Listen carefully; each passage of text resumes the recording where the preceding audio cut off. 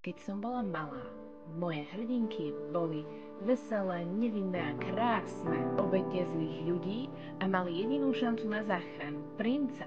Naučili ma, že dievčatá vždy musí niekto zachrániť. Lenže hrdinky sa zmenili. Stále sexy a krásne, lenže teraz sú aj dobré žiačky, výborné bojovníčky. Naučili ma, že ak chcem byť dosť dobrá, musím byť dokonalá. Mňa však život učí iný príbeh. Príbeh o hrdinke, ktorá je v niečom dobrá, ale v iných oblastiach tápe. Ktorá má veľa veľkostí a tvarov a farieb a počas života ich mení. Ktorá robí chyby a napriek tomu je hrdinkou. Práve preto je hrdinkou. Takúto hrdinku som napísala v mojej novej knihe Dvere bez kľúča.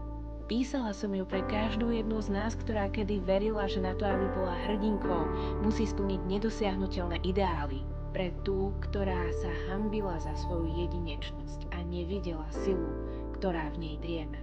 Dvere bez kľúča sú dopísané a teraz ich čaká nová kapitola.